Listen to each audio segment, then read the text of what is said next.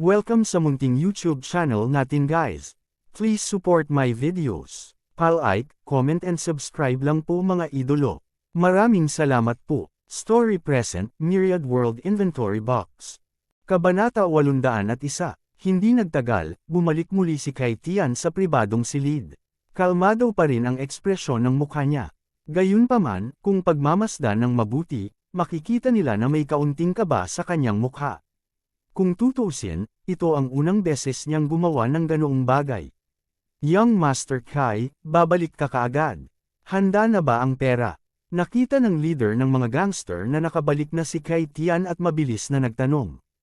Bagamat pumayag si Kai Tian sa kanyang kahilingan, nakaramdam pa rin siya ng kaunting pagkabalisa bago niya ito nakuha. Kung tutuusin, hindi naman maliit na halaga ang pera. Paano naman ito naging mabilis? Kailangan mo akong bigyan ng oras para maghanda, tama. Sinabi ni Kai Tian, gayunpaman, makatitiyak ka na naayos ko na ito. Inihahanda na ang pera, ililipat ko ito sa iyo sa lalong madaling panahon. Mabuti naman, naramdaman din ng pinuno ng mga gangster na makatwiran ang mga sinabi ni Kai Tian. Ito ay hindi maliit na halaga. Kahit na ang ama ni Kai Tian ay isang sikat na mayamang tao sa Qing Province, hindi ganoon kadaling kumuha ng napakaraming pera sa maikling panahon. Pumasok ang isang medyo may edad na lalaki kasama si Kai Tian. May hawak siyang high-end na red wine sa kanyang kamay. Medyo kinakabahan na sabi ni Kai Tian, ibuhos mo para sa lahat. Nagbuhos ang lalaki ng red wine para sa lahat. Sinabi ni Kai Tian, pagkatapos inumin ang basong ito, ang aming kasunduan ay itinuturing na natupad. Pagkatapos mong makuha ang pera, walang sino man ang pinapayagang magsalita ng isang salita tungkol sa bagay na ito. Sigurado yan, walang nakitang kakaiba ang mga magnanakaw.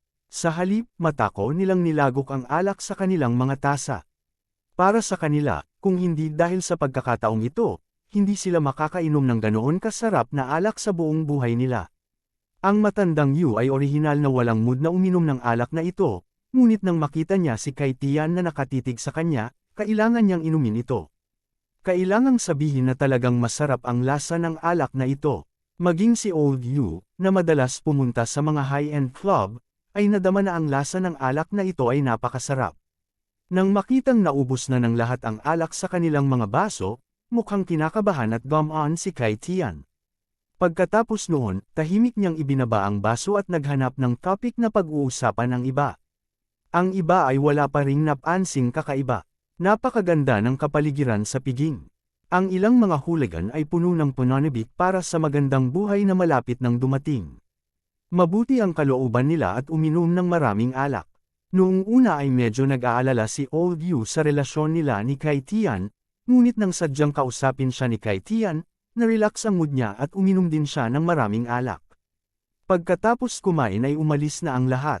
Gayunpaman, bago umalis, hindi nakalimutan ng mga gangster na iyon na paalalahanan si Kai Tian na ilipat sila ng pera sa lalong madaling panahon. Kung hindi, walang magagarantiyahan kung ano ang mangyayari. Maaari lamang sumang-ayon si Kai Tian sa mga halatang pananakot na mga salitang ito at hindi nagsalita. Dahil sa kanyang pag-uugali, medyo natarante si Elder Yu, na pamilyar sa kanyang pagkatao, ngunit nagtanong pa rin siya. Pagkaalis ng lahat, tinanong ni Kai Tian ang kasambahay, may problema ba sa gamot? No problem, don't worry, young master, sabi ng mayordomo. Tumango si Kai Tian na may responsableng ekspresyon at hindi na nagsalita. Sinabi na pagkatapos umalis ang mga gangster na iyon at ang matandang Yu, lahat sila ay nag-alis ng mag-isa. Bagamat lahat sila ay umiinom ng maraming alak, inakala ng lahat na hindi sila lasing, at malinaw ang kanilang pag-iisip, kaya't walang problema sa pagmamaneho.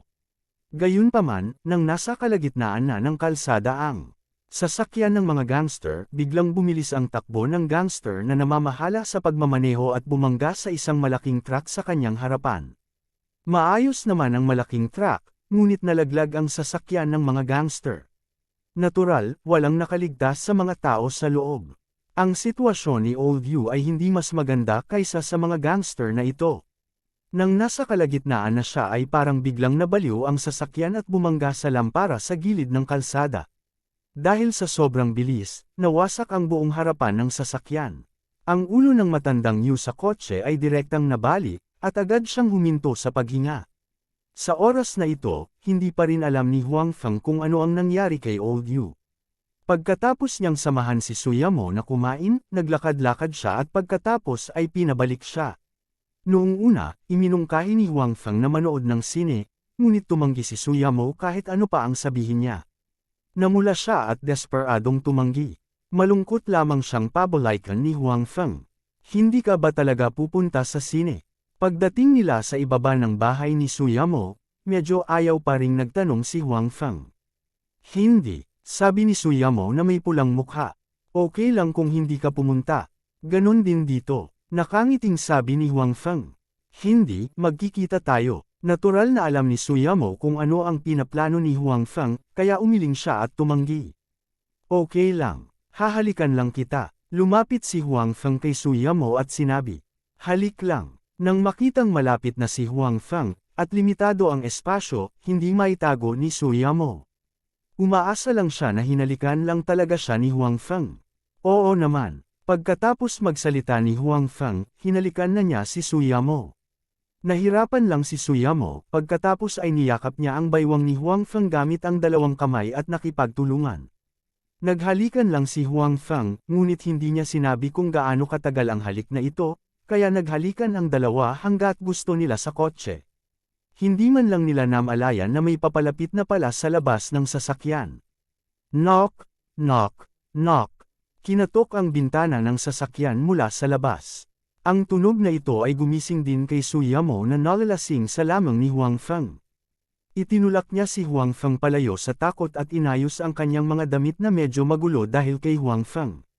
Nang makita ni Huang Feng na binitawan ni Suyamo ang kanyang mga braso, labis siyang nalungkot sa taong nasa labas na hamarang sa kanyang magandang oras. Wala talaga siyang mata. Tumingin si Huang Feng sa labas ng kotse at nakita ang isang babae na nakatayo doon. Ang babaeng ito ay mukhang pamilyar kay Huang Feng, ngunit sigurado si Huang Feng na hindi niya ito kilala. Sa oras na ito, lumingon din si Suyamo, gustong makita kung sino ang nasa labas. Gayunpaman, ang kanyang mga paggalaw ay biglang tumigil, at ang ekspresyon sa kanyang mukha ay agad na natigil. Yamo, ano bang nangyayari sa'yo? Nakita ni Huang Feng ang ekspresyon ni Suyamo at nagtanong ng may pag-aalala. Gayunpaman, ang mukha ni Huang Feng ay puno rin ng pagkagulat. Naramdaman na lang niya na medyo pamilyar ang babae sa labas, pero hindi niya maalala. Ngayong tumingin siya kay Suyamo, sa wakas ay nag-react siya. Ang babae sa labas ay halos kamukha ni Suyamo, ngunit may bakas ng pagiging maharlika sa kanyang katawan. No wonder naramdaman niyang pamilyar siya. Nakita ng babae sa labas na matagal na hindi bumukas ang pinto ng sasakyan, at medyo malungkot ang mukha nito. Nag-react lang si Suyamo sa oras na ito. Mabilis niyang binuksan ang pinto ng kotse at sumigaw sa maharlikang babae, Nay! Ang pagbati ni Suyamo ay halos napatigil si Huang Feng sa kanyang kinatatayuan. Bubuksan na sana niya ang pinto ng sasakyan nang marinig niya iyon. Sa ganitong mga kalagayan, nakikipagkita siya sa kanyang magiging biyenan. Kabanata 802, No way! I just bullied my future mother-in-law in front of her. Nakakahiya naman. Awkward na nag-isip si Huang Feng. Not to mention na hindi pa niya nakukuha ang pahintulot ng pamilya ni Suyamo. Pumayag man ang kanyang pamilya, nakakahiya rin ang pagiging intimate sa harap ng mga matatanda. Gayunpaman, kailangan pa rin niyang harapin ito. Hindi siya laging nakatago sa kotse. Kaya lang, makakagat lang ng bala si Huang Feng, buksan ang pinto, at lumabas. Tumingin siya sa ina ni Suyamo at sinabing, Hello, Auntie. Sa oras na ito, nalaman ni Huang Feng na ang ina ni Suyamo ay hindi nag-iisa. Maraming bodyguard ang nakapaligid sa kanya. Hindi bumuti ang ina ni Suyamo dahil sa pagbati ni Huang Feng. Malamig pa rin ang mukha niya at tumingin sa anak. Ni hindi niya nilingan si Huang Feng. Ito ang nagparamdam kay Huang Feng na ang mga bagay ay hindi maganda. Ma, bakit ka nandito? Nakita rin ni Suyamo na hindi maganda ang mukha ng kanyang ina. Sa pag-aakalang ngayon lang nakita ng kanyang ina ang hitsura nila ni Huang Feng, namumula si Suyamo, at medyo kinakabahan ang kanyang puso. Ano, hindi ako makakapunta. O, ayaw mo akong makitang dumating. Sabi ng ina ni Suyamo sa hindi magiliw na tono. Hindi, bakit hindi mo sinabi sa akin bago ka dumating? Sinundo sana kita, sabi ni Suyamo. Kung sinabi ko ba sa'yo ng maaga, ngayon ko pa ba makikita ang eksena? Sinabi ng ina ni Suyamo, orihinal, sinabi sa akin ng iba na may boyfriend ka sa Qing Province. Hindi ako naniwala, hindi ko inaasahan na totoo ito. Nay, makinig ka sa akin, nag-aalalang sabi ni Suyamo. Hindi mo ba muna ako papaakyatin? Dito ka ba mag-stay for the night? Pinutol siya ng ina ni Suyamo. Nay, akyat na tayo, sabi ni Suyamo. Pagkatapos, lumingon siya kay Huang Feng at sinabing, Huang Feng, bumalik ka muna. Malinaw na gustong kausapin muna ni Suyamo ang kanyang ina, at pagkatapos ay pag-usapan ang tungkol kay Huang Feng. Kung hindi, natatakot siya na ang kanyang ina ay makatagpo ng problema kay Huang Feng. Kung tutuusin mula sa pagganap ng kanyang ina ngayon, ito ay malamang. Bago magkaroon ng panahon si Huang Feng na magsabi ng anuman, sinabi ng ina ni Suyamo, bakit ka aalis? Tawagan ang iyong kaibigan at umakyat ng magkasama. May sasabihin si mama sa kanya. Panipi, pero, malinaw na ayaw ni Suyamo na harapin ni Huang Feng ang kanyang ina sa oras na ito. Gayunpaman, hindi sinasadya ni Huang Feng na tumakas. Anyway, alam na niya ang pangkalahatang sitwasyon ng pamilya ni Suyamo. Ang araw na ito ay darating ng maaga o huli, kaya hindi na kailangang itago. Nang makitang paparating si Huang Feng, kailangang sabihin ni Suyamo, okay. Nang makitang hindi nakatakas si Huang Feng, sinulyapan ng ina ni Suyamo si Huang Feng. Medyo nagulat siya, pero hindi siya nagsalita. Ito ang unang pagkakataon na nakita niya si Huang Feng sa ngayon. Sa katunayan, natanggap ng ina ni Suyamo ang balita ilang araw na ang nakalipas na ang kanyang anak na babae ay umiibig sa isang tao mula sa kanayunan sa Qing Province. Ang una niyang reaksyon ay hindi makapaniwala. Kahit na ang kanyang anak na babae ay palaging naiinis sa kasal na isinaayos ng pamilya, nais din niyang magpasya sa kanyang sariling kasal sa pamamagitan ng pagsusumikap. Gayunpaman, alam niya na hindi mababa ang panlasa ng kanyang anak. Napakaraming mahuhusay na kabataang talento sa kabisera, ngunit hindi niya nagustuhan ang mga ito. Paano niya nagustuhan ang isang taga-bukid? Hindi man siya naniniwala sa kanyang puso, medyo nag-aalala pa rin siya. Siguro ang kanyang anak na babae ay talagang umibig, ngunit ang kabilang partido ay hindi mula sa kanayunan. Sa makatuwid, nagpadala pa rin siya ng isang tao, upang imbestigahan ang kamakailang sitwasyon ng kanyang anak na babae. Hindi niya akalain na in love talaga ang anak niya, at taga-probinsya talaga ang kabilang party. Ang sitwasyong ito ay biglang nagpagalit sa kanya. Sa kabutihang palad, ang relasyon na ito ay tila nagsimula pa lamang, kaya agad niyang ibinaba ang mga gamit sa kanyang mga kamay at sumugod sa Jiangzhou. Hindi niya inaasahan na kapag nakita niya ang kanyang anak ay ngayon niya lang makikita ang eksena. Sa oras na iyon, malapit nang sumabog ang kanyang baga. Ngayong nakita niyang pinuprotektahan pa rin ng kanyang anak ang binatang iyon, natural na mas galit siya sa kanyang puso. Niayaw niyang magsalita kay Huang Feng. Umakyat si Huang Feng at ang iba pa. Ang mga bodyguard na kasama ng ina ni Suyamo ay hindi pumasok sa bahay, ngunit nakabantay sa pintuan. Nakaramdam si Huang Feng ng malakas na aura mula sa kanila. Ito ay katulad ng bodyguard ng pamilya Pang mula noon. Marahil ay mayroon silang ilang mga kasanayan. Nang pumasok si Huang Feng at ang iba pa sa bahay, parehong naroon sina Xi Mengzhao at Tang Mazo. Ang orihinal na akala nila ay si Suyamo lang ang bumalik, ngunit nalaman nilang higit sa isang tao ang pumasok. Tita, bakit ka nandito? Nang makita ni Xi Mengzhao ang ina ni Suyamo, nagtatakang tanong niya. Siya at si Suyamo ay matalik na magkaibigan, kaya natural, kilala niya ang ina ni Suyamo. Sa oras na ito, mayroon ding parehong ekspresyon si Tang Mazo sa oras na ito. Obviously, hindi nila alam na dumating ang nanay ni Suyamo dati. Ngumuso ang ina ni Suyamo at medyo hindi nasisiyahan, kayo rin ang matalik na kaibigan ni Yamo. Alam mo na siya ay umiibig, at nakahanap na siya ng ganoong tao. Bakit hindi mo sinabi sa akin? Nang makita ni na Xi Mengzhao at Tang Mazo si Huang Feng na pumasok sa bahay, alam nila na ang relasyon ni Huang Feng at Suyamo ay nalaman ng ina ni Suyamo. Nay, ano ang ibig mong sabihin sa ganyang tao? Ang kanyang pangalan ay Huang Feng. Ang iyong anak na babae ang pumili sa kanya mismo. Masyado kang walang galang, sabi ni Suyamo na hindi nasisiyahan. Mali ba ako? Ang kanyang pamilya ay mula sa kanayunan, tama. Nagtapos siya sa isang ordinaryong universidad, tama ba? Dati kasi siyang security guard sa kumpanya mo, di ba? Bakit mo gusto ang isang tao? Naloko ka na ba niya? Sabi ni Suyamo sa kanyang ina. Malinaw, bago dumating, inimbestigahan na niya ang sitwasyon ni Huang Feng. Hindi ako niloko sa kanya.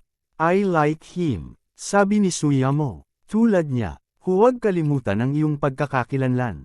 Pinaalalahanan siya ng ina ni Suyamo. Pagkatapos, tumingin siya kay Huang Feng at sinabing, Huang Feng, tama ba? Ang aking anak na babae ay isang sosyalista sa kabisera. Malaki ang impluwensya ng pamilya namin sa gobyerno. Ang aking anak na babae ay magpapakasal sa mga kabataang talento sa hinaharap. Sa tingin mo ba karapat-dapat ka sa kanya?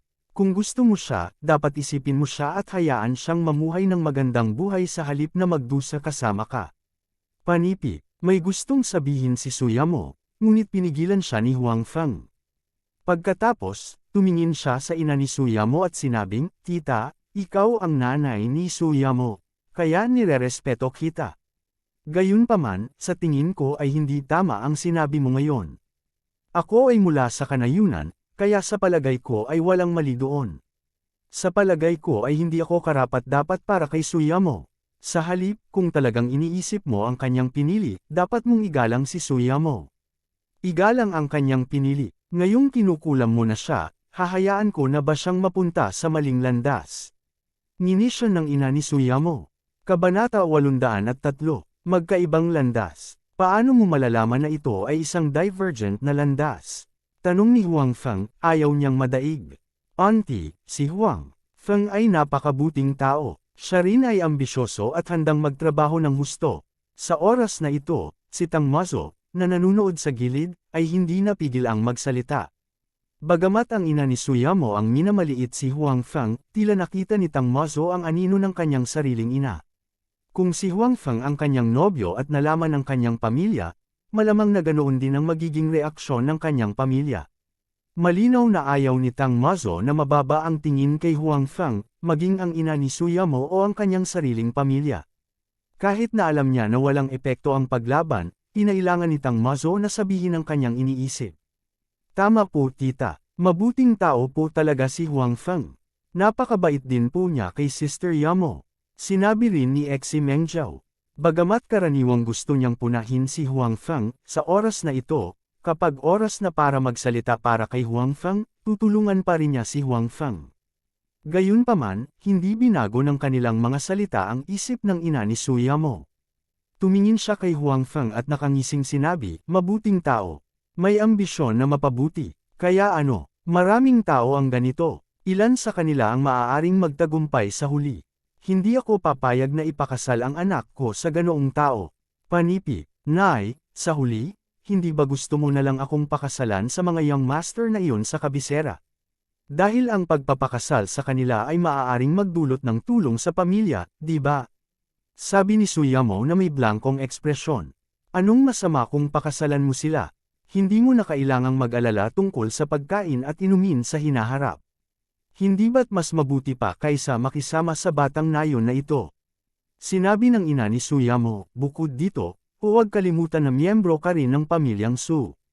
Habang tinatamasa ang superior na buhay na ibinigay ng pamilya, mayroon ka ring obligasyon na mag-ambag sa pamilya. Hindi ako tumututol na mag-ambag sa pamilya, ngunit hindi ko isasakripisyo ang kaligayahan ng natitirang bahagi ng aking buhay para dito. Giit ni Suyamo. Oh, iniisip mo pa ba ang kumpanya mo? Sinabi ng ina ni Suyamo, tama. Noon, nangako kami sa iyo na kung matutugunan ng iyong kumpanya ang mga kinakailangan ng pamilya, maaari kang pumili ng sarili mong asawa. Gayunpaman, hindi mo pa natutugunan ang mga kinakailangan, at kahit na nagawa mo na, hindi kami papayag na pakasalan ka ng ganoong tao. Auntie, anong klaseng requirements ang kailangan kong matugunan para maabot ang criteria na itinakda mo para piliin ni Yumo ang kanyang asawa? Tanong ni Huang Feng. Ano, hindi ka pa sumusuko? Sinabi ng ina ni Suyamo na may paghamak, sige, bibigyan kita ng pamantayan. Nabalitaan ko na nagsimula ka na ng sarili mong negosyo. Kung ang negosyo mo ay maaaring maging numero 1 pribadong negosyo sa China sa loob ng 3 taon, papayag akong makipag-date ka kay Suya mo. Nay, napakalayo mo na. Imposible yan. Bulalas ni Suya mo nang marinig niya ang kanyang kasalukuyang mga kinakailangan.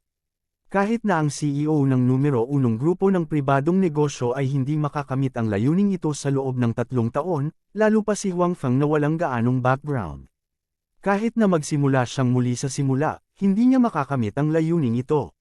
Sa makatuwid, ito ay hindi isang kinakailangan sa lahat. Ito ay isang direktang pagtatangka na pigilan si Huang Feng na makipag-date sa kanya. Pareho rin ang opinyon nina Xi Mengzhou at Tang Mazo. Ito ay imposible lamang. Isa ng himala na ang Changzhou Group ay umunlad sa kasalukuyang sukat nito sa loob ng 2 hanggang 3 taon.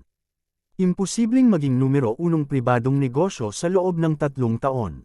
Isa lang itong pantasya. Ito ay isang pangako. Walang umasa na papayag si Huang Feng nang hindi man lang ito iniisip. Napakalma ng mukha niya, at walang bakas ng galit. Sa mukha niya, Huang Feng, huwag kang pabigla-bigla. Paano ka papayag sa kondisyong ito? Hindi mo magagawa, nag-aalalang sabi ni Xi Mengzhou. Tama, Huang Feng, imposible ito, sabi ni Tang Mazo. Tumingin si Suya Mo kay Huang Feng. Nang makita ang tiwala sa mukha ni Huang Feng, hindi niya masabi ang mga salitang gusto niyang sabihin. Nang makitang si Huang Feng ay sumasang-ayon ng may kumpiyansa, talagang nagkaroon siya ng kislap ng pag-asa sa kanyang puso.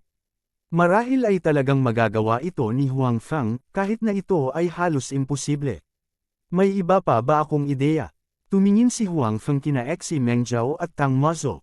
Pagkatapos, tumingin siya sa ina ni Suya Mo at sinabing, Tita, sumasang-ayon ako sa kondisyon mo. Sana sa 3 taon na ito, hindi ka na mag-ayos ng kasal para kay Yumo. Kapag natugunan ko ang kalagayan mo, tutuparin mo rin ang pangako mo at huwag mong pakialaman ang relasyon namin ni Yumo. Sa pagkakataong ito, ang ina na ni Suya Mo ay medyo nag-aalangan. Nang makitang napakadali ni Huang Feng na sumang-ayon sa kanyang kalagayan, bagamat alam niyang hindi ito magagawa ni Huang Feng, medyo nag-aalinlangan pa rin siya sa kanyang puso. Gayunpaman, ang kondisyong ito ay orihinal na iminungkahi niya, at naisip din niya na hindi ito magagawa ni Huang Feng. Kaya naman, pagkatapos mag-isip ng ilang sandali, sinabi niya, Okay, ipinapangako ko sa iyo. Gayunpaman, kung hindi mo ito magagawa sa loob ng 3 taon, mangyaring umalis sa iyong sariling kasunduan at huwag na muling lumitaw sa mundo ng aking anak na babae. Panipi, pagkatapos sabihin iyon, tumingin siya sa kanyang anak at sinabing, at ikaw, Yumo, kung hindi niya ito magagawa sa loob ng 3 taon, kailangan mong makinig ng masunurin sa mga kaayusan ng pamilya. Bawal kang gumawa ng anumang bagay na wala sa linya. Sa orihinal, si Suya Mo at Xi Mengzhou ay mayroon lamang bahagyang higit sa 2 taong kalayaan na natitira. Ngayon, hindi imposibleng magdagdag pa ng ilang buwan. Pagdating ng panahon, hindi masasabing hindi niya sila binigyan ng pagkakataon. Nakikinig lang ang kanyang anak sa mga kaayusan ng pamilya. Tumingin si Huang Feng kay Suya Mo at sinabing, Yumo, magtiwala ka sa akin. Okay, sinabi ni Suya Mo nang walang pag-aalinlangan. Pagkatapos, tumingin siya sa kanyang ina at sinabing, Okay, ipinapangako ko sa iyo. Pagkatapos ng 3 taon, kung hindi ito magagawa ni Huang Feng, papakasalan ko ang sino mang gusto mong pakasalan ko. Napakalaki ng tiwala mo sa batang ito. Tanong ng ina ni Suya Mo. Siyempre, dapat may tiwala ako sa lalaking pinili ko. Matigas na sabi ni Suya Mo. Very good. Sana hindi ka magsisi pagdating ng panahon. Tumingin ang ina ni Suya Mo kay Huang Feng na may komplikadong ekspresyon. Pagkatapos, sinabi niya, mananatili ako sa hotel ngayong gabi. Pagkasabi niya nun tumalikod na siya at umalis. Si Suya Mo ay hindi lumabas para makita siya. Huang Feng, bakit ang gulo ng ulo mo? Hindi mo ba sinasaktan si Sister Yamo? Pagkaalis ng ina ni Suya Mo, nagreklamo si Xi Mengzhou kay Huang Feng. Mula sa pananaw ni Xi Mengzhou, hindi nakipag-usap si Huang Feng kay Sister Yamo bago pumayag sa gayong imposibleng kahilingan. Sinasaktan niya si Sister Yamo at sinisira ang kanyang huling pag-asa. Kahit na matugunan ni Sister Yamo ang mga kinakailangan ng pamilya sa loob ng 3 taon, wala itong silbi dahil sa mga salita ni Huang Feng. Kabanata 804, Meng Zhao, huwag mong sabihin yan. Kung hindi ako pinapayagan ng pamilya ko na makipag-date kay Huang Feng, ano pa ang silbi ng makapili ako ng sarili kong asawa? Si Suyamo ay may ngiti pa rin sa kanyang mukha. Malinaw, ang kanyang kalooban ay hindi kasing sama ng iniisip ni Exi Meng Zhao. Ngunit, Sister Yamo, ang kahilingan ni Auntie ay, napakahirap tuparin, sabi ni Tang Mazo. Mahirap ba? Parang hindi naman. Sa oras na ito, wala si Huang Feng ng kabagsikan niya kapag kaharap ang ina ni Suyamo. May ngiti pa siya sa kanyang mukha tulad ni Suyamo. Sa makatuwid, sina Huang Feng at Suyamo, ang dalawang partidong kasangkot, ay may ngiti sa kanilang mga mukha. Sa kabilang banda, sina Exi Meng Zhao at Tang Mazo, ang dalawang bystanders, ay may pag-aalala sa kanilang mga mukha. Kaya mo pa bang ngumiti? Sinabi ni Exi Meng Zhao, hindi ba mahirap ang kahilingang ito? Mas mahirap pa sa binigay ng pamilya namin. Tingnan mo kung gaano kalaki ang sakripisyo ni Ate Yamo para sa iyo. Kung papabayaan mo si Sister Yamo sa hinaharap, tatamaan ka ng kidlat. Panipi, talagang maraming isinakripisyo si Suyamo para kay Huang Feng. Ito ay isang bagay na alam ni Huang Feng. Sa orihinal, maaari sana siyang gumamit ng medyo mas mababang kondisyon upang maalis ang kontrol ng kanyang pamilya. Gayunpaman, dahil sa kanya, nadagdagan niya ang kahirapan nito. Bukod dito, ito ay isang desisyon na ginawa sa ilalim ng saligan na hindi niya alam ang totoong sitwasyon, na naging dahilan upang mas mahirap ito. Yamo, salamat sa pagtitiwala sa akin. Huwag kang mag-alala, hindi kita bibiguin. Tumingin si Huang Feng kay Yamo at sinabi, Huang Feng, tiwala ka ba talaga? Sa oras na ito, may napansin ding kakaiba si Exi Meng Zhao. Ang ina ni Suyamo ay nagmungkahi ng ganitong kondisyon, at si Huang Feng ay pumayag ng hindi nag-iisip. Kung sinabing siya ay nagpapanggap na kalmado noon, ngayong umalis na ang ina ni Suyamo, hindi pa rin makikita sa mukha ni Huang Feng ang anumang kaba o pag-aalala. Ito ay maaaring dahil sumuko na si Huang Feng o talagang may tiwala siya. Oo naman. Sinabi ni Huang Feng, ngunit bago iyon, Yamo, hindi mo ba dapat sabihin sa akin ang tungkol sa sitwasyon ng iyong pamilya? Kung hindi, hindi ko alam kung paano tretuhin ang iyong pamilya sa susunod na makita ko sila. Hindi mo naman ako masisisi kung bakit ako nagtago nito sa iyo, diba? Sabi ni Suyamo, actually, hindi ko sinasadya. Ayoko lang masyado kang ma-pressure ngayon. Gusto kong maghintay hanggang matugunan ko ang mga requirements ng pamilya ko bago ko sabihin sa iyo. Pero hindi ko inaasahan na biglang darating ang nanay ko ngayon. Hindi ko alam kung saan niya nakuha ang balita. Siyempre hindi kita sinisisi. Sinabi ni Huang Feng, gayunpaman, ito ay isang bagay sa pagitan nating dalawa. Paano kita hahayaan na magtrabaho ng husto ng mag-isa? Kailangan kong sabihin ito sa iyo. Ayoko lang ma-pressure ka. Medyo nahihiyang sinabi ni Suyamo, actually, halos pareho lang ang sitwasyon naming tatlo. Speaking of which, medyo mas malala ang pamilya ko. Ang panganay kong tiyuhin, pangalawang tiyuhin, at tatay ko lahat ay nagtatrabaho sa gobyerno. Ang posisyon ng panganay kong tiyuhin ang pinakamataas. Ministerial cadre na siya pero malapit na siyang magretiro at wala siyang posibilidad na ma-promote ang tiyuhin, second deputy. Walang gaanong kapangyarihan. Medyo malayo lang ang tatay ko sa pagiging direktor general, pero sa Kapitolyo rin siya nagtatrabaho, kaya wala rin masyadong kapangyarihan ang tatay ko. Saglit na huminto si Suyamo, pagkatapos ay nagpatuloy, mayroon akong ilang mga pinsan. Ang ilan sa kanila ay nasa gobyerno, at ang ilan ay nasa militar. Ngunit sa ngayon, wala sa kanila ang masyadong namumukod-tangi. Kaya, maraming mga tao sa aking pamilya ang naghihintay na ikasal ako sa isang pamilya na may malakas na background upang ang aking pamilya ay higit pa.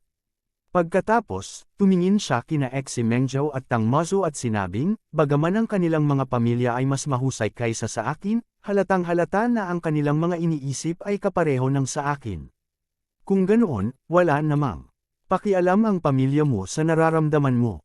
Sabi ni Huang Feng. Haha, isinilang sa ganoong pamilya, mas nasiyahan kami sa mga kondisyon ng pamumuhay kaysa sa iba mula pa noong bata pa kami. Natural lang, may gustong makuha ang pamilya mula sa amin, sabi ni Exi Meng Zhao na nakakahiya sa sarili. Gayunpaman, kahit na ang aming pamilya ay bahagyang mas mahusay kaysa sa pamilya ni Sister Yamo. Kung ang isang tao ay talagang maaaring maging numero 1 pribadong negosyo sa loob ng 3 taon mula sa simula, hindi sila utol na pakasalan namin siya. Kaya, ang mga kondisyon na iminungkahi ni Auntie Yamo ngayon ay masyadong malupit, sabi ni Tang Mazo. Ang maging numero 1 pribadong negosyo sa loob ng 3 taon mula sa simula ay hindi lamang isang usapin ng pera, ngunit pinatunayan din na ang taong ito ay napakahusay. Bukod dito, upang maging numero 1 pribadong negosyo sa loob ng 3 taon, halatang napakalawak ng network ng taong ito. Kaya, bagamat mayroon lamang isang kondisyon, maraming mga kahulugan sa likod nito. Kahit anong sabihin niya, matatanggap ko lang, di ba? Nagtanong si Huang Feng, mas mabuti na ito kaysa direktang tanggihan ito, tama ba? Ngunit, ano ang pagkakaiba ng kondisyong ito sa direktang pagtanggi dito? Tanong ni Xi Mengjiao. Sa kanyang opinyon, walang pagkakaiba, dahil kahit sino ito, imposibleng makamit ito ng sinuman. Siyempre may pagkakaiba. Ang kondisyong ito, kung magsusumikap ako ng kaunti, makakamit ko ito, nakangiting sabi ni Huang Feng. Kung gusto mong magyabang, kailangan mong magsumikap ng kaunti. Huang Feng, bakit hindi ko napansin noon na mahilig kang magyabang? Halatang hindi naniniwala sa kanya si Xi Mengjiao. Medyo nag-alinlangan din sina Tang Mazo at Su Yamo nang marinig nila ang mga salita ni Huang Feng. Ang dahilan kung bakit ngayon lang pumayag si Su Yamo sa kahilingan ng kanyang ina ay dahil ito na ang kanyang huling pagkakataon. Walang ibang pagpipilian. Siyempre, mayroon din siyang mga inaasahan sa kanyang puso. Batay sa kanyang pag-unawa kay Huang Feng, hindi nakaugalian ni Huang Feng ang magyabang. Paano ito nagyayabang? Hayaan mong ipakita ko sa iyo ang isang bagay upang mapalakas ang iyong kumpiyansa, nakangiting sabi ni Huang Feng. Pagkatapos noon, kinuha ni Huang Feng ang kanyang mobile phone at binuksan ang mobile bank.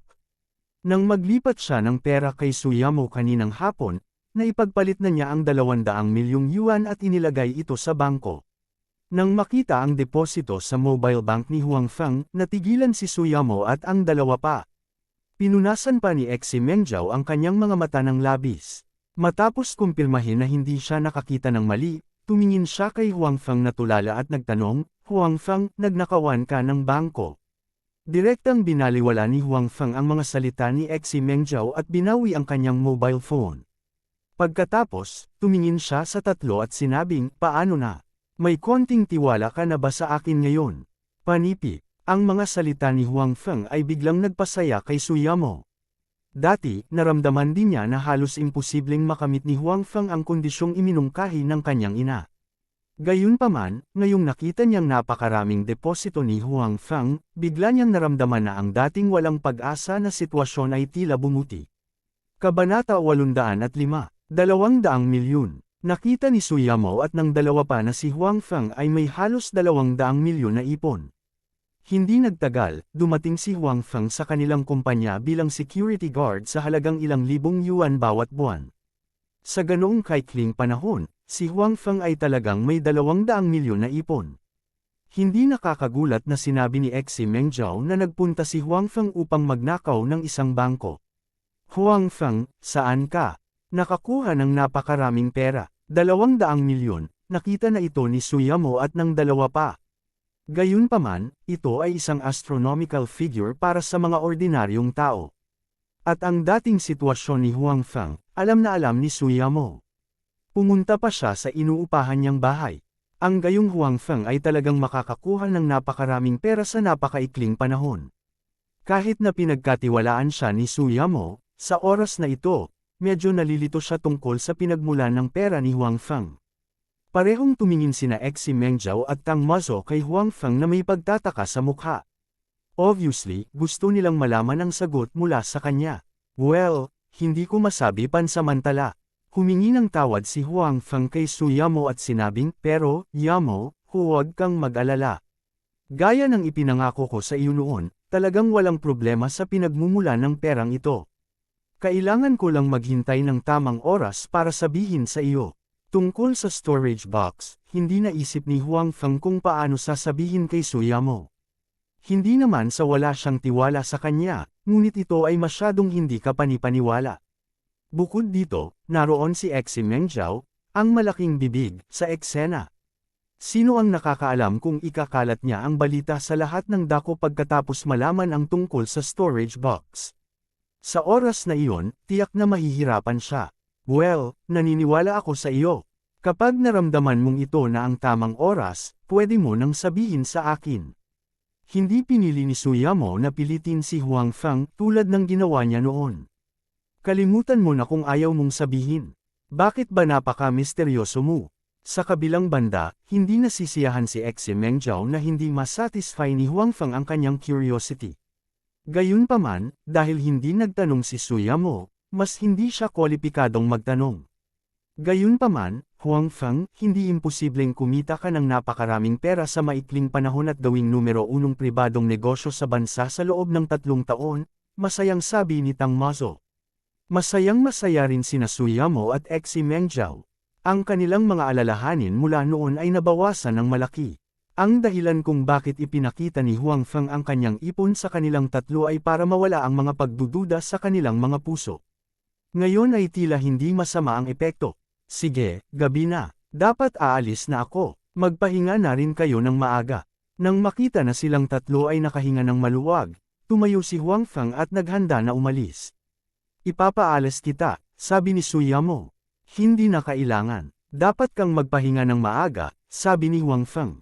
Sige, mag-ingat sa daan, sabi ni Suyamo. Okay. Pagkatapos umalis sa tirahan ni Suyamo, naramdaman ni Huang Feng na tila may nag-eespye sa kanya.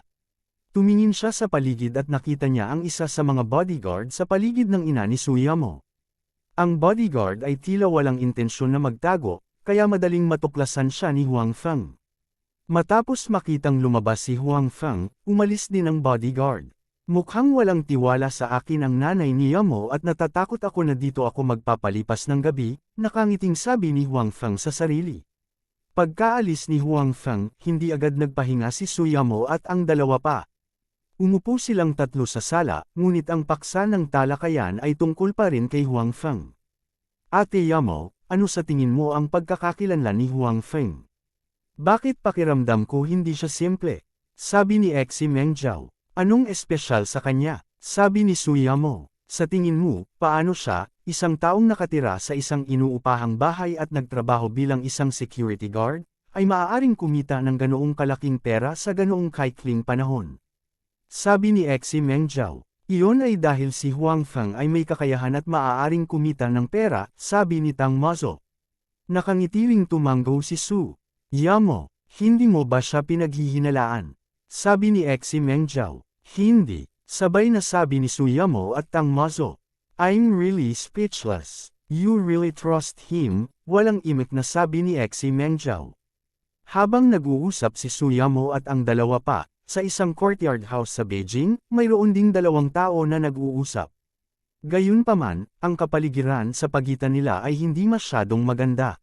Wala pa rin bang balita mula kay Cheng Fu?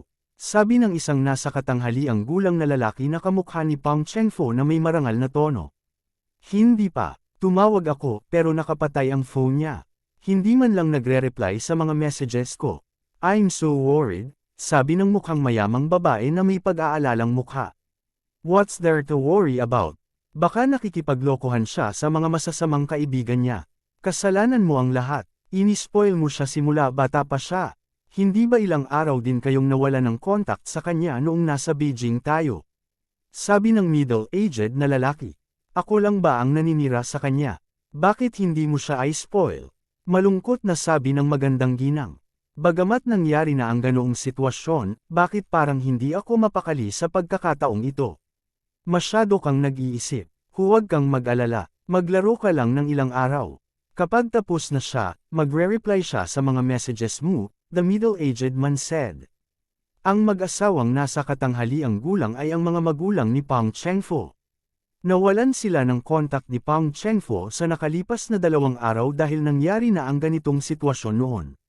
Masyadong naglaro si Pang Cheng Fu at hindi na tumatawag sa bahay, kaya hindi na ito pinansin ng mag-asawa sa simula. Kahit ngayon, hindi sila masyadong nag-aalala. Higit sa lahat, sinisi nila si Pang Cheng Fu sa sobrang paglalaro at hindi man lang sinasagot ang telepono. Bagay talaga ang babaeng iyon mula sa pamilya Tang.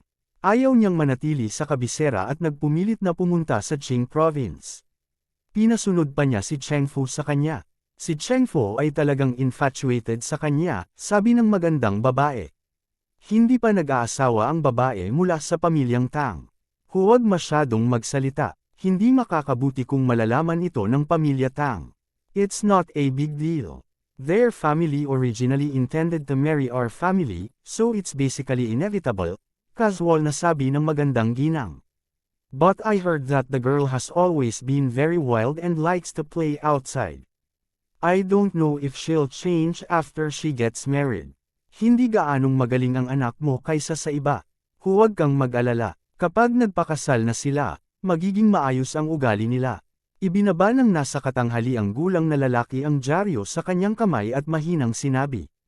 Noong bata pa siya, playboy din siya. Pagkatapos niyang magpakasal, bagamat nakikipaglaro pa rin siya sa mga babae, mas pinigilan niya at alam ang mga patakaran. Sana nga, sabi ng magandang ginang. Actually, I think the girl from the Su family is not bad.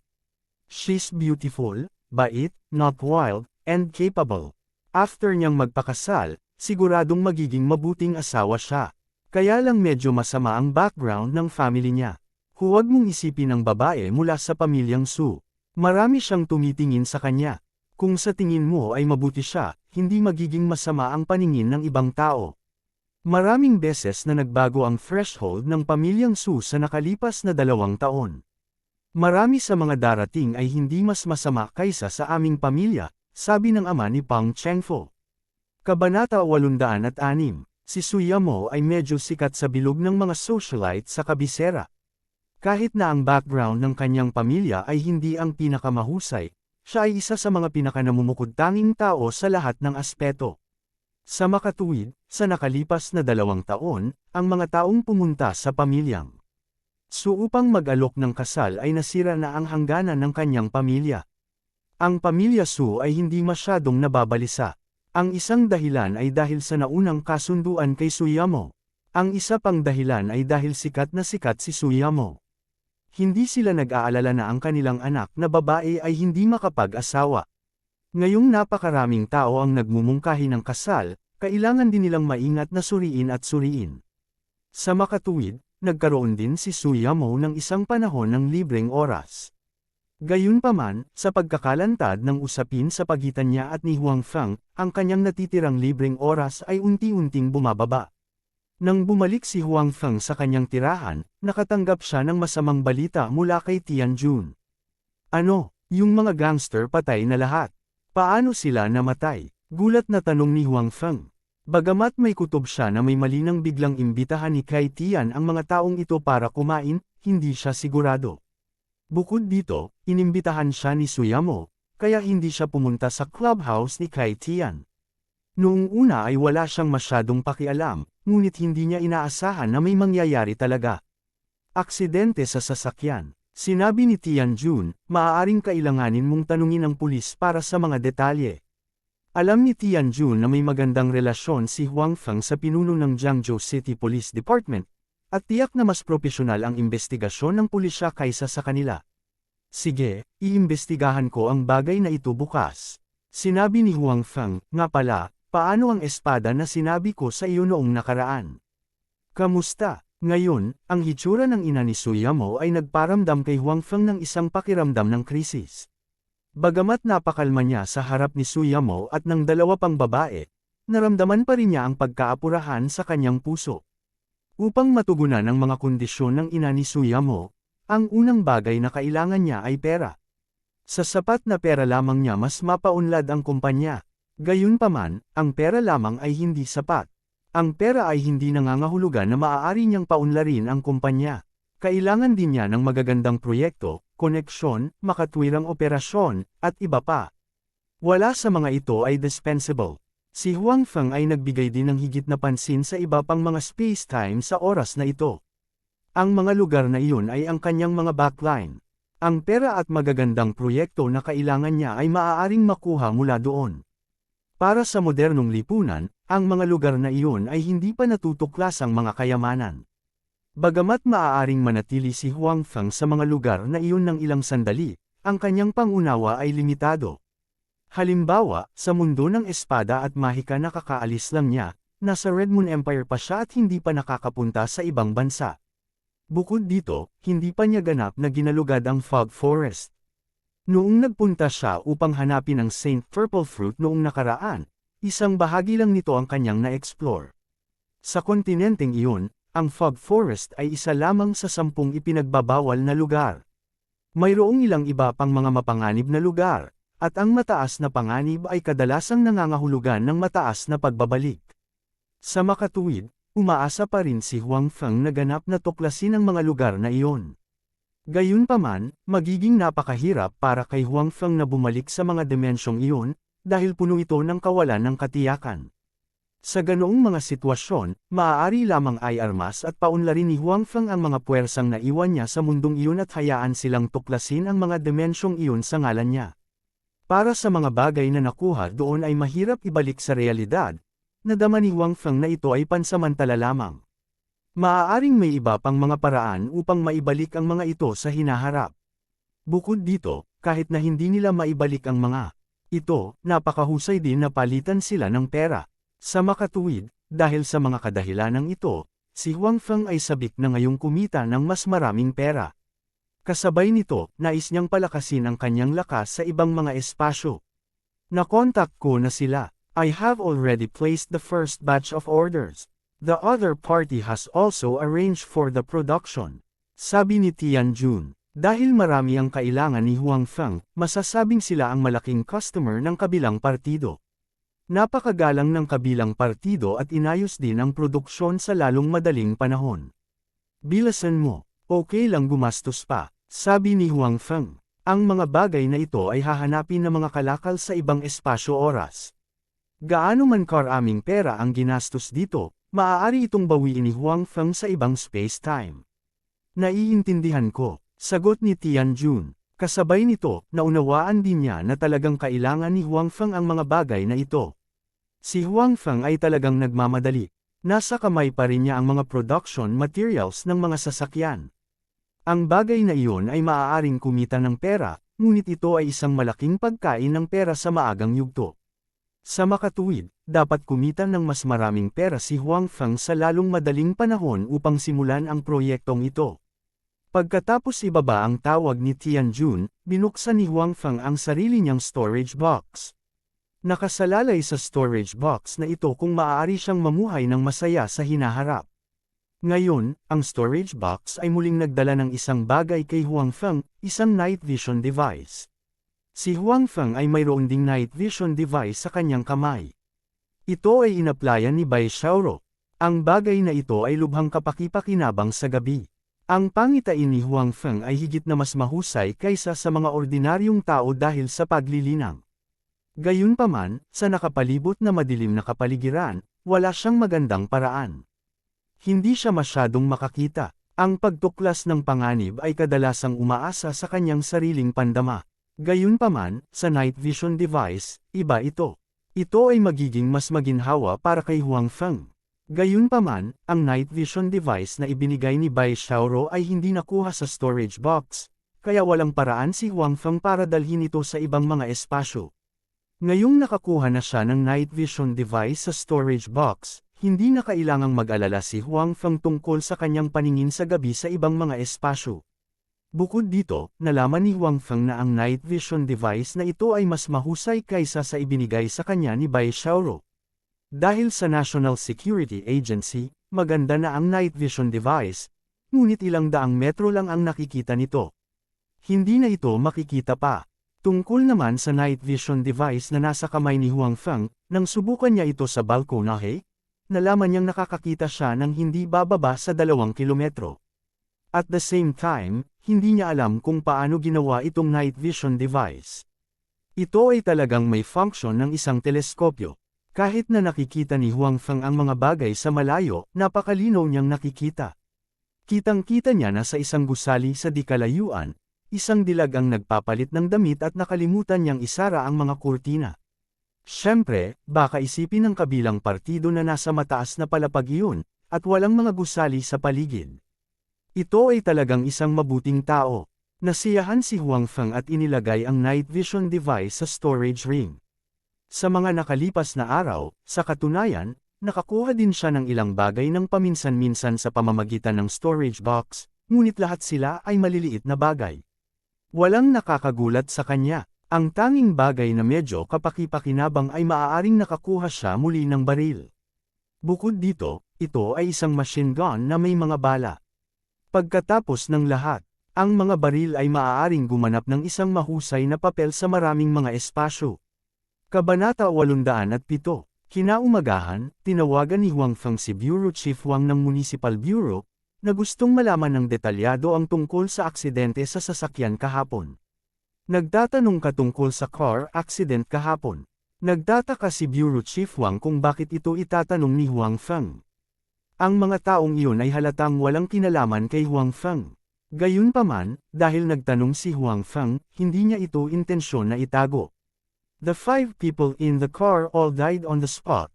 Through the video surveillance, we saw that the car was driving well on the beginning, but suddenly it lost control. Ayon sa investigasyon, ang mga taong iyon ay nakainom ng husto kagabi. Ang aksidenteng ito ay maaaring sanhi ng lasing na pagmamaneho. Sinabi ni Bureau Chief Wang kay Huang Feng, may isa pang hinala, ngunit hindi pa ito natatapos. Ano ang sitwasyon? Tanong ni Huang Feng. Ang mga taong iyon ay pinaghihinalaang umiinom ng droga, ngunit hindi pa ito nakumpirma. Sinabi ni Bureau Chief Wang. Uminom ng gamot. Kumunat ang noo ni Huang Feng. Hindi niya inaasahan na magkakaroon ng ganito ang resulta ng investigasyon ng mga pulis. Naimbestigahan mo na ba ang clubhouse na kinain niya kagabi? Naghihinala pa rin si Huang Feng na ang bagay na ito ay may kinalaman kay Kai Tian, ngunit maaaring mas mabuti ang paraan ng kabilang partido sa pagkakataong ito. Nag-imbestiga kami, sinabi ni Bureau Chief Wang, gayunpaman, walang kainahinala, kasama ang waiter sa pribadong silid at ang chef sa kusina kagabi. Nag-imbestiga kami at walang nakitang kakaiba, at napatunayan din ng mga waiter na iyon na noong umalis ang mga taong iyon, normal ang lahat, ngunit uminom sila ng kaunti. Ay, oo, may 2 tao sa dinner party kagabi. Ang isa ay si Kai Tian, ang anak ni Kai Yud, isang sikat na entrepreneur sa lungsod. Ang clubhouse ay kay Kai family din.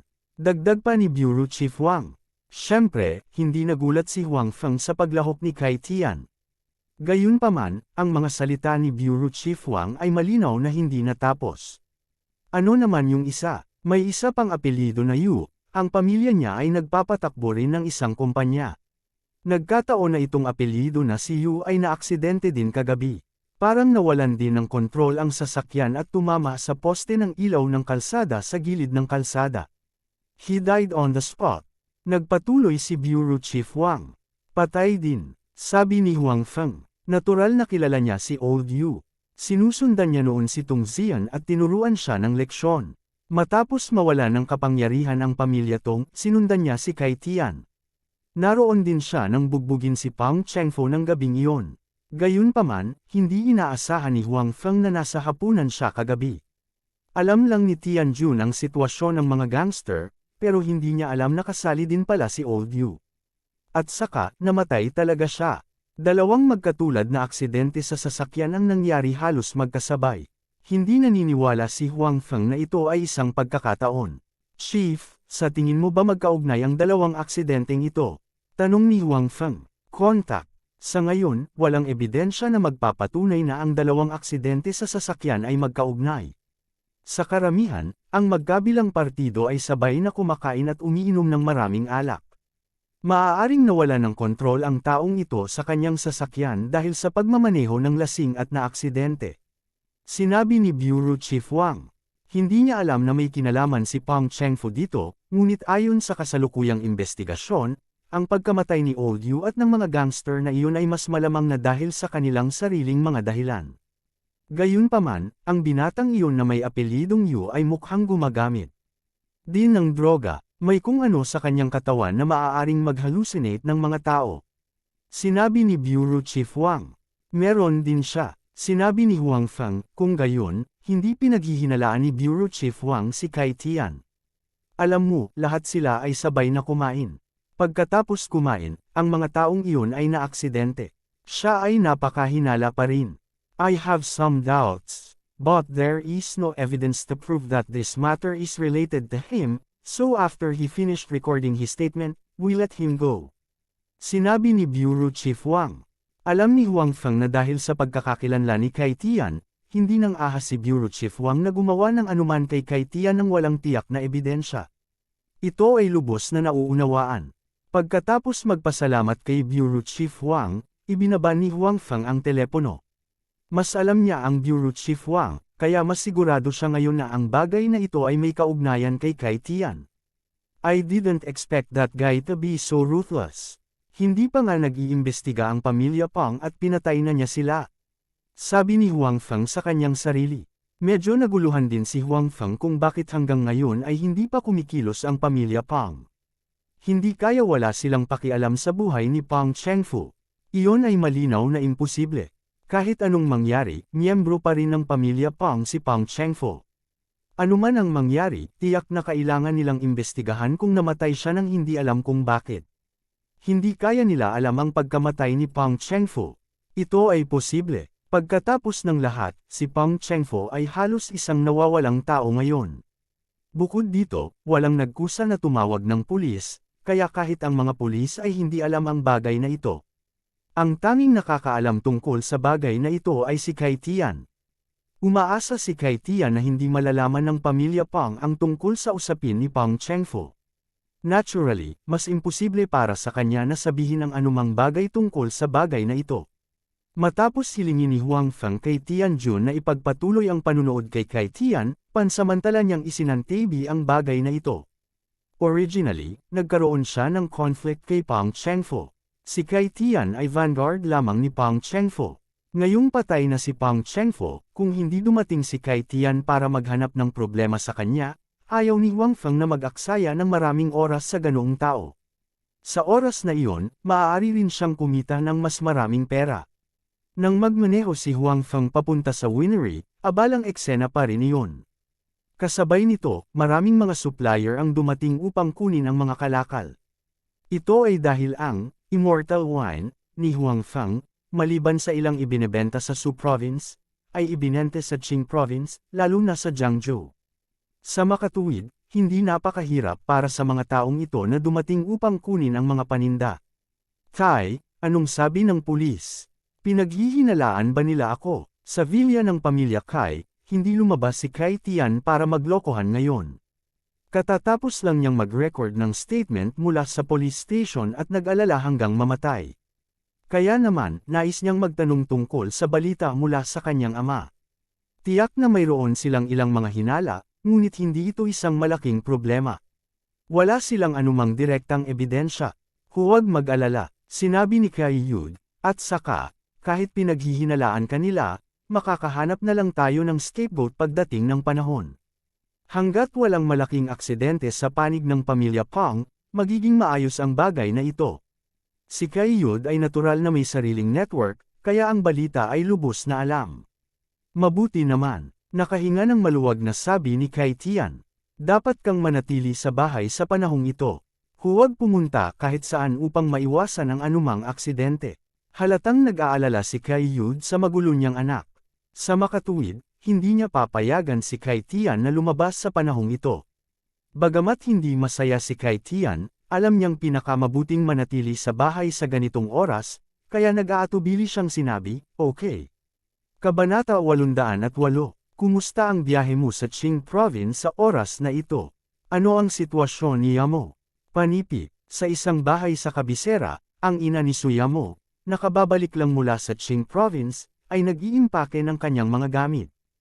Ang ama ni Suyamo ay nakaupo sa tabi niya.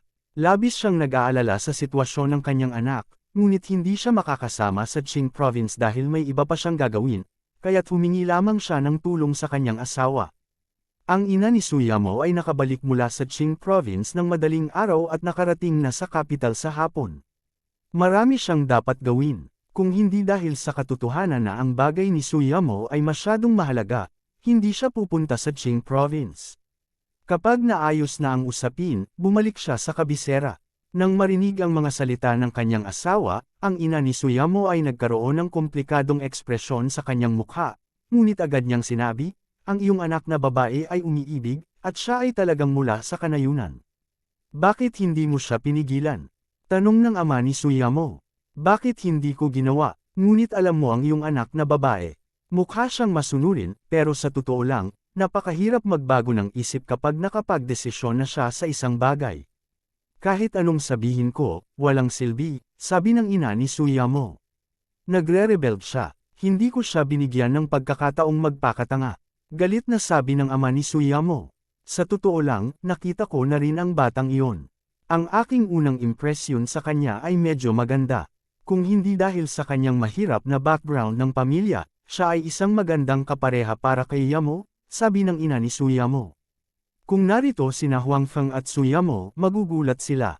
Hindi nila inaasahan na ang ina ni Suyamo ay magkakaroon ng ganoong opinyon kay Huang Feng. Ano ang ibig mong sabihin sa isang magandang laban? Hindi tulad ng hindi mo alam kung ano ang mga plano ni Suyamo sa hinaharap. Nagsisisi na ako na hinayaan ko siyang pumunta sa Qing Province. Hindi ko na siya hahayaang manggulo pa, malungkot na sabi ng ama ni Suyamo. Alam ko, kaya binigyan ko sila ng kondisyon sa pagkakataong ito. Kung hindi nila ito matutupad, hindi nila tayo masisisi kung bakit hindi natin sila binigyan ng pagkakataon. Kapag inayos natin ang kasal ng ating anak sa hinaharap, hindi na niya ito tatanggihan, sabi ng ina ni Suyamo. Anong kondisyon? Tanong ng ama ni Suyamo na nakakunot ang noo. Inaasahan niya na ang kanyang anak na babae ay hindi makipag-date sa batang lalaki mula sa kanayunan sa halip na bigyan sila ng isang kondisyon upang bigyan sila ng pag-asa. Magsimula sa simula at maging numero unong pribadong negosyo sa loob ng 3 taon, sabi ng ina ni Suyamo. 3 taon. Well, magandang kondisyon iyon. Nang marinig iyon ng ama ni Suyamo, nawala ang kanyang pagsimangot. Not to mention Huang Feng, who came from the countryside and not have a strong background, even the Su family will not be able to achieve that in 3 years even if they put all their efforts in development the business. Hindi magiging problema para sa kanila na makapasok sa top 100, o kahit sa top 50. Gayunpaman, kapag mas mataas sila, mas magiging mahirap ito. Sa makatuwid, hindi naging madali ang maging numero unong pribadong negosyo. Nangangailangan ito ng tamang oras, tamang lugar, tamang tao, at marami pang ibang salik, hindi banggitin si Huang Feng, na walang malakas na background. Isa pa, 3 taon lang iyon. Maaaring sabihin na walang gaanong pagkakaiba sa pagitan ng pagtanggi sa kondisyong ito at direktang pagtanggi dito. Pumayag din ang aming anak. Kung hindi matugunan ni Huang Feng ang kondisyong ito, tatanggapin niya ang kaayusan ng pamilya at walang anumang pagtutol, sabi ng ina ni Suyamo. Mabuti iyan. Hindi ko inaasahan na ganoon kalaki ang tiwala niya sa binatang iyon, sabi ng ama ni Suyamo. Hindi lang kumpiyansa ang anak natin, kundi kumpiyansa din si Huang Feng. Hindi ko alam kung saan nila nakukuha ang tiwala nila, sabi ng ina ni Suyamo. Kahit saan nila makuha ang kanilang kumpiyansa, imposible para sa kanila na maabot ang layuning ito. Dapat tayong gumugol ng higit na pagsisikap sa pagpili ng manugang, sabi ng ama ni Suyamo. Sa aking palagay, sobra ka talaga. Inilagay mo ang pag-asa na muling buhayin ang pamilya sa iyong anak na babae. Wala kang kakayahang lumayo pa, kaya sa huli, kailangan mo pa ring umasa sa iyong anak na babae, sabi ng ina ni Suyamo na hindi nasisiyahan. Anong ibig mong sabihin na umasa ka sa anak natin? Hindi ba't maganda ang pakikitungo ko sa kanya noong bata pa siya? Anak ko siya, ano ang masama sa pagtulong sa kanyang ama ngayon? Sabi ng tatay ni Suyamo. Sa tingin mo ba ayaw kong maging masaya ang anak ko? Ngunit ang pamilyang ito ay hindi ako nag-iisa. For the sake of the overall situation, we can only sacrifice her. Ang magagawa natin ay tulungan siyang pumili ng mabuting asawa at subukan ang aming makakaya na hayaan siyang mamuhay ng mas magandang buhay sa natitirang bahagi ng kanyang buhay. Panipi, ang ama ni Suyamo ay sobrang inis din. Pagkatapos ng lahat, siya ay kanyang biological na anak na babae, at siya ay kanyang nag-iisang anak na babae. Paanong hindi siya magkagusto sa kanya? Kahit na ang isang halimaw ay hindi makakain ng sarili nitong mga anak. Gayunpaman, naninirahan sa gayong pamilya, maraming bagay ang hindi niya mapagpasyahan ng mag-isa.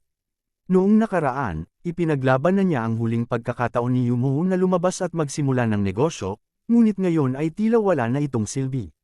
Buntong hininga, walang magawa ang ina ni Suyamo. Naiintindihan niya ang pagiging walang magawa ng asawa, kaya't tanggapin na lamang niya ito. Sa kabilang banda, masama rin ang pakiramdam ng mga magulang ni Pang Chengfo. Malapit nang lumipas ang isa pang araw, ngunit wala pa ring balita mula kay Pang Chengfo. Hindi sila makalusot sa kanya. Hiniling pa ng ama ni Pang Chengfo sa kanyang mga kakilala sa Qing Province na tulungan siyang makipag-ugnayan kay Pang Chengfo, ngunit wala pa ring resulta. Sa oras na ito, nagsimulang magpanik ang mga magulang ni Pang Chengfo. Nang may ibalita sa kanila ang mga gwardya ng kanilang pamilya, lalo silang nataranta. Sinasabi mo na hiniling ni Chengfo na tulungan mo siyang turuan ng leksyon ang isang tao, pero hindi pa bumabalik ang guard na pinadala mo. Tumingin ang ama ni Pang Chengfo sa head guard ng kanyang pamilya at nagtanong. Oo, tumango ang head guard at sinabing, noong oras na iyon, sinabi sa akin ng young master na may nakasakit sa kanya sa Qing Province. May mga kasanayan ng taong iyon, at hindi niya kalaban ang mga ordinaryong tao, kaya humingi siya ng tulong sa akin.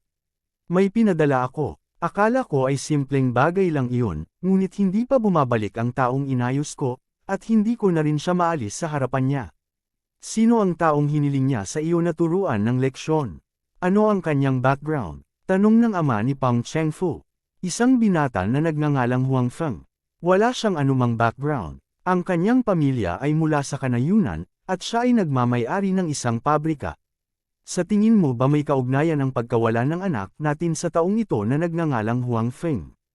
Tanong ng ina ni Pang Chengfo sa kanyang asawa. Paano ko malalaman? Magulo yon. Galit na sabi ng ama ni Pang Chengfo. Nainis na siya ngayon. Ang kanyang anak ay mahilig manggulo kapag siya ay nasa kabisera. Sa pagkakataong ito, pumunta siya sa Qing Province, na hindi niya teritoryo, ngunit hindi pa rin niya alam kung paano kumilos. Hindi niya alam kung makakasakit siya ng isang taong makapangyarihan. Kabanata 809. Bakit mo ako sinisigawan? Nagalit din ang ina ni Pang Chengfo. Masama rin ang loob niya dahil ilang araw niyang hindi makontak ang anak. Kung gusto mong pag-alitan ng anak mo, hanapin mo muna siya. Okay, alam ko. Naiinip na sabi ng ama ni Pang Chengfo. Pagkatapos, tumingin siya sa pinuno ng mga gwardya at sinabi, paano ito? Personal mong dalhin ang ilang lalaki sa Qing Province at hanapin si Chengfo. Gayun din, imbestigahan ng detalyado ang dahilan sa likod ng hidwaan sa pagitan ng Chengfo at Huang Feng. Oo, aalis ako kaagad, sabi ng pinuno ng gwardya. Itong manggugulo, tingnan mo kung paano ko siya haharapin pagbalik niya. Medyo galit pa rin ang ama ni Pang Chengfo. Okay, hanggat nakabalik ang anak ko, hindi na kita titigilan sa pagkakataong ito, sabi ng ina ni Pang Chengfo. Natakot din ang ina ni Pang Chengfo kay Pang Chengfo sa pagkakataong ito, kaya gusto niyang turuan ng leksyon ang kanyang anak. Mas mabuti na huwag mo siyang pigilan. Kung hindi dahil sa iyo, hindi siya magiging ganito ngayon. Hindi siya matagpuan tuwing 2 hanggang 3 araw at kahit saan ay nagdudulot ng gulo, sabi ng ama ni Pang Chengfo. Okay. Ako lang ang naninira sa kanya. Okay, tinatamad akong makipagtalo sa iyo ngayon, sabi ng ina ni Pang Chengfo at tumalikod na para umalis. Medyo abala si Huang Feng noong araw na iyon. Bukod sa pag-aalaga sa serbiserya, kinailangan din niyang magsanay ng kanyang mga kasanayan sa pagbaril. Ito ang kanyang kahinaan. Kung tutuusin, matagal na siyang hindi nakikipag-ugnayan sa mga baril, kaya hindi siya masyadong pamilyar dito. Kadalasan, ang mga baril ay maaaring magkaroon ng mga hindi inaasahang epekto. Sa oras at espasyo ng ilang malamig na sandata, kung ang mga kasanayan sa pagbaril ng isang tao ay mahusay, kung minsan maaari itong gumanap ng isang mapagpasyang papel. Mahirap magbantay laban sa mga nakatagong armas. Sa makatuwid, natagpuan ni Huang Feng ang kanyang sarili na isang shooting club. Pagkatapos magbayad ng isang halaga ng pera, siya ay naging isang miyembro at nagsimulang magsanay ng pagbaril. Sa orihinal, ang National Security Agency ay mayroon ding sariling shooting range, ngunit wala ito sa Qing Province, kundi sa capital. Malinaw na hindi pupunta si Huang Feng sa capital para lang makatipid. Tungkol naman sa pagpaparehistro ng isang kumpanya, naghahanda na si Huang Feng. Magkakaroon siya ng maraming negosyo sa hinaharap, kaya kailangan niyang mag-set up ng isang kumpanya para sa pangkalahatang pamamahala. Sa tulong ni Secretary Qiu, hindi masyadong mahirap irehistro ang kumpanya. Siyempre, mangangailangan ito ng maraming materyales. Nang oras na para umalis sa trabaho, nakatanggap si Huang Feng ng tawag mula kay Suyamo. Sa telepono, sinabi ni Suyamo kay Huang Feng, paano kung magre-resign ako sa kumpanya para tulungan ka?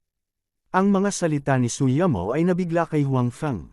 Nahirapan siyang paniwalaan. Ang Changzhou Group ay itinatag ni Suyamo at Xi Mengzhou. Pareho silang naglagay ng maraming pagsisikap dito, kaya tiyak na nagkaroon sila ng damdamin para dito. Hindi niya inaasahan na ganoon kadaling sumuko si Suyamo para lang matulungan siya. Dahil dito, medyo naantig si Huang Feng. Alam mo nung itinatag namin ni Mengzhou ang Changzhou Group, ito ay para makakuha ng kalayaan mula sa aming pamilya. Ngayon, wala na itong ibig sabihin sa akin. Hanggat naabot mo ang iyong layunin, hindi mahalaga kung ang Changzhou Group ay makakatakbo nang maayos. Kaya, gusto kong magtrabaho ng husto kasama mo upang makamit ang iyong layunin. Kahit na hindi natin ito makamit sa huli, hindi ko sasabihing magsisisi ito, Suyamo. Yamo, gusto ko rin naman tayong dalawa na magkatrabaho. Nag-isip sandali si Huang Feng at sinabing, ngunit, pansamantala, huwag kang lalapit. Kung gusto mong pumunta, kailangan mong maghintay hanggang sa maabot ko ang aking layunin. Bakit? Hindi naintindihan ni Suyamo. Yamo, una sa lahat, nag-effort ka ng husto sa Changzhou Group. Kung aalis ka ng ganun-ganun lang, hindi ka malulungkot. Sa puntong ito, ngumiti si Huang Feng at sinabing, at saka, wala akong tiwala sa baliw na babae na iyon. Kung aalis ka at bumagsak ang Changzhou Group, mapipilitan siya ng kanyang pamilya na pakasalan ang isang taong hindi niya gusto. Siguradong kamumuhian niya ako hanggang sa mamatay. Huang Feng, sinong tinatawag mong baliw na babae? Ang hindi inaasahan ni Huang Feng ay ang boses ni Xi Mengzhou ay maririnig mula sa telepono. Kahit na ito ay isang tawag lamang sa telepono, ramdam ni Huang Feng ang kanyang galit. Hoy, nandito ka rin. Nagulat na sabi ni Huang Feng. Awkward na sinabi ni Suyamo, nagpumilit si Mengzhou. Gayun din, hiniling niya sa akin na tawagan ito. Sa katunayan, mula nang humiling ang kanyang ina kahapon, pinag-iisipan na ni Suyamo kung dapat ba niyang tulungan si Huang Feng at magtrabaho ng sama-sama. Gayunpaman, hindi siya makapagdesisyon. Kung umalis siya, iiwan niya ang kanyang kapatid. Kung hindi nakamit ni Xi Mengzhou ang layunin ng pamilya sa huli, makonsensya si Suyamo. Kahit na wala silang pag-asa na makamit ito. Gayunpaman, tila nakita ni Xi Mengzhou ang iniisip ni Suyamo. Ngayon, nagkusa siyang hilingin kay Suyamo na tawagan ito. Tinulungan niya si Suyamo na magdesisyon. Kaya ganito, at least may konsensya siya. Nakangiting sabi ni Huang Feng, gayunpaman, dapat kang manatili doon at tulungan siya. Ganoon pa rin ang sasabihin ko. Kung wala ka, natatakot talaga akong masira niya ang iyong mga pagsisikap. Huang Feng, wait and see. Sa susunod na pagkikita natin, tuturuan kita ng leksyon. Muling tumunog ang boses ni Xi Mengzhou. Gayunpaman, sa kanyang puso, si Xi Mengzhou ay nagpapasalamat kay Huang Feng. Alam niyang marami siyang pagkukulang. Sa tulong ni Sister Yamo, maaari niyang ipagpatuloy ang pagsusumikap para sa kislap na iyon ng pag-asa. Kung umalis si Sister Yamo, ang kanyang layunin ay maaaring sabihing imposible. Hindi pinansin ni Huang Feng si Xi Mengzhou at nagpatuloy, Yamo, ang layuning ito ay pagsubok din para sa sarili ko. Kung hindi ko man lang makamit ang layuning ito, wala akong mukha para ituloy ka. Karapat-dapat ka sa pinakamahusay. Hoy, ang lagnat nito. Naiinis na sabi ni Xi Mengzhou. Si Suyamo ay may ngiti sa kanyang mukha. Hindi siya kumibo, ngunit hindi maitago ang kaligayahan sa kanyang mga mata. Kaya, kahit hindi ginawa ni tita ang kahilingan na iyon, magsusumikap pa rin akong gawin ang aking makakaya. Ngayong mayroon akong kahilingang ito, mas lalo akong na-motivate at may layunin. Kailangan ko pa ring magpasalamat kay tita, patuloy ni Huang Feng. Mabuti at hindi mo siya sisihin, sabi ni Suyamo. Siyempre hindi, sinabi ni Huang Feng, at saka, gusto kitang pakasalan sa sarili kong kakayahan. Kung hindi, kung darating ka sa oras na iyon, sasabihin nila na lahat ng ito ay dahil sa iyong tulong kaya ko nakamit ang resultang ito. Kung gayon, hindi ako mamamatay ng walang kabuluhan. Bagamat ikaw ang aking kasintahan, hindi ko nais na nakawin mo ang kreditong ito. Nang makita ang mga nakakatawang salita ni Huang Feng, sinabi ni Suyamo, sino ang gustong magnakaw ng iyong kredito? At saka, hindi ako pumayag na pakasalan ka. Kabanata 810, kung hindi, mo ako pakakasalan, kanino ka papakasalan? Sabi ni Huang Feng na may pagmamalaki, sa mundong ito, bukod sa akin, may iba pa bang makakatugon sa pangangailangang ito? Walang iya, sabi ni Suyamo. Well, you can stay at Changzhou with peace of mind. Panuurin mo kung paano ko tinupad ang pangako ko sa nanay mo. Tiwalang sabi ni Huang Feng. Okay, hindi na nagpumilit si Suyamo. Nagdadalawang isip na siya. Kung gusto niyang iwanan si Xi Mengzhou sa oras na ito, hindi ito tatanggapin ng kanyang puso. Gayunpaman, kung kailangan mo ng anumang tulong, sabihin mo lang sa akin. Oo naman, sinabi ni Huang Feng, hindi ako magiging magalang sa iyo. Pagkatapos ibaba ang telepono, tumingin si Suyamo kay Xi Mengzhou sa tabi niya at sinabing, tingnan mo, si Huang Feng ay napakamaalalahanin pa rin sa iyo. May konsensya siya. Sinabi ni Xi Mengzhou, gayunpaman, ang taong ito ay talagang nagsabi na ako ay isang baliw na babae. Ito ay talagang sobra. Well, don't worry so much. Hindi niya sinasadya. Itinulak ni Suyamo si Xi Mengzhou palabas at sinabing, okay, oras na para umalis sa trabaho. Uwi na tayo. Ayaw mo talaga siyang tulungan. Medyo hindi pa rin mapalagay si Xi Mengzhou. Kahit na ang pananatili ni Suyamo dito ay mabuti para sa kanya, at kailangan din niya ng tulong ni Suyamo. Ayaw niyang maantala ang mga gawain ni Suyamo dahil sa kanyang sariling mga gawain. Hindi ako pupunta, umiling si Suyamo at sinabing, sa katunayan, pag-isipan itong mabuti. Si Huang Feng ay maaaring kumita ng napakaraming pera sa napakaikling panahon. Hindi mahalaga kung pupunta ako o hindi.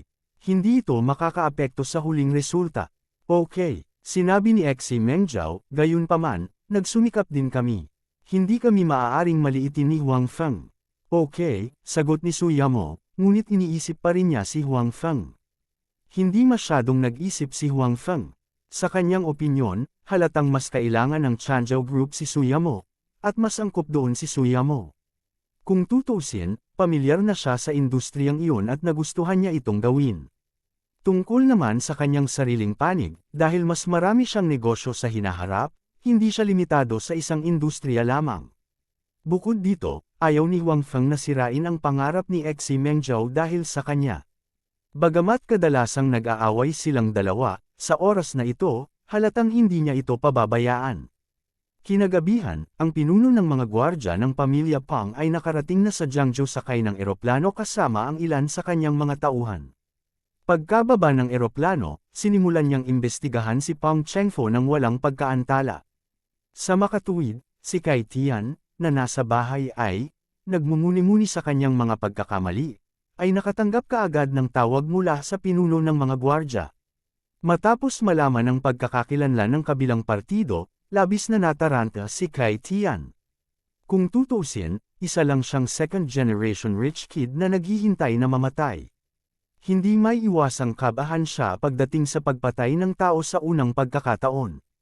Tumahimik ka, hindi napigilan ni Kai Yud na nasa tabi niya na paalalahanan siya. Kinakabahang tumango si Kai Tian, pagkatapos ay sinabi sa telepono, hello, ako si Kai Tian. Nakipag-ugnayan na talaga sa akin si Young Master Pang dati. Kung gayon, Young Master Kai, alam mo ba kung nasaan ngayon ang aking Young Master? Ang pinuno ng mga bodyguard ay halatang hindi naghinala kay Pang Chengfo. Gusto lang niyang malaman ang higit pa tungkol kay Pang Chengfo. Hindi ako sigurado. Sa oras na ito, pawis na pawis ang noo ni Kai Tian. Buti na lang at hindi siya direktang hinala ng kabilang partido. Kung hindi, baka na-expose na siya. Pagkatapos kong makipaghiwalay kay Young Master Pang noong gabing iyon, hindi ko na siya nakita. Walang sumasagot sa mga tawag ko, tapos naka-off ang phone niya. Sagot ni Kai Tian sa guard ayon sa sinabi sa kanya ng kanyang ama noon.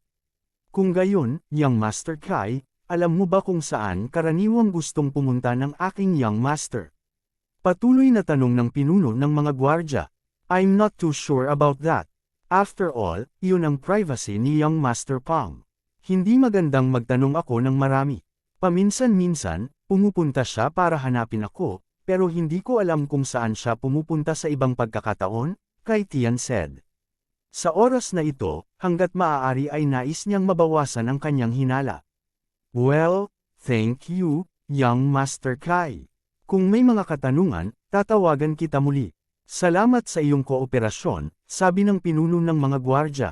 Bagamat naging magalang siya kamakailan, sa katunayan, wala siyang gaanong paggalang kay Kai Tian. Tutal, siya ay mula sa pamilya Pang sa kabisera. Kahit na siya ay pinuno lamang ng mga gwardya, ang mga taong karaniwan niyang nakikita ay mayaman o marangal. Ang isang pamilyang tulad ng pamilya Kai ay talagang wala sa kanyang paningin. Kung hindi, hindi na siya tatawag ng gabi na. Okay, magkaibigan kami ni young Master Pang. Labis din akong nag-aalala sa pagkawala niya. Kung makakatulong ako, talagang tutulong ako, sabi ni Kai Tian. Matapos ibaba ang telepono, nakita ni Kai Tian na pinagpapawisan ang kanyang mga palad at likod. Hindi niya maiwasang kabahan. Sa sandaling nalaman ng pamilya Pang na pinatay niya si Pang Chengfu, hindi lang siya, kundi ang buong pamilya niya ay daranas ng mapangwasak na dagok. Tingnan mo, ngayon, ang mga taong nakakaalam tungkol sa bagay na ito ay patay na lahat maliban sa iyo. Ano ang dapat ikatakot? Hanggat hindi ka magkakamali, hindi nila malalaman, pinag-aral ni Kai Yud ang kanyang anak. Pero kinakabahan lang ako, sabi ni Kai Tian habang nagpupunas ng pawis. I'm afraid that guy will notice something. Buti na lang at mukhang hindi pa niya ako pinaghihinalaan. Siyempre hindi kanya paghihinalaan. Kanina mo pa sinusubukang pasayahin si Pang Chengfu. Walang motibo para patayin siya, sabi ni Kai Yud. Mabuti yan, mabuti iyon. Nang marinig ito ni Kai Tian ng kanyang ama, medyo gamaan ang loob niya. Gayunpaman, mabagal talaga ang reaksyon ng pamilya Pang. Ilang araw nang patay si Pang Chengfu at kararating lang nila. Huwag kang mag-alala tungkol doon sa ngayon. Kapag tumawag siya, gawin mo ang itinuro ko sa iyo noon, sabi ni Kai Yud. Got it, Dad? Sabi ni Kai Tian. Ang mga gwardya ay hindi nakakuha ng mas kapaki-pakinabang na impormasyon mula kay Kai Tian, kaya maaari lamang nilang piliin na mag-imbestiga sa kanilang sarili. Sa kabutihang palad, ang pamilya Pang ay may ilang mga koneksyon dito. Bukod dito, magaling din sa imbestigasyon ng mga gwardya na ito. Lahat kasi sila ay special forces dati. Narito muli ang pamilya Pang ng kabisera, nang bumalik si Huang Feng sa kanyang tirahan, sinabi ni Bai Xiaoro sa kanya. May ibang tao dito. Sino ito? Natigilan si Huang Feng noong una, pagkatapos ay naintindihan niya. Tila sa wakas na pagtanto ng pamilya Pang na maaaring may nangyari kay Pang Chengfu. Sa pagkakataong ito, malamang na imbestigahan siya ng mga taong dumating. Ilang gwardya pa rin iyon. Baka may kinalaman ito sa pagkawala ng gwardya noong nakaraan. Pagkarating ng gwardya na iyon sa Jiangzhou, nawala siya at hindi na bumalik sa kabisera. Tumingin si Bai Xiaoro kay Huang Feng at sinabing, pumunta ba siya para hanapin ka? Alam ni Bai Xiaoro na narito ang kabilang partido para kay Huang Feng, kaya naghinala siya na ang pagkawala ng gwardya ay may kaugnayan kay Huang Feng.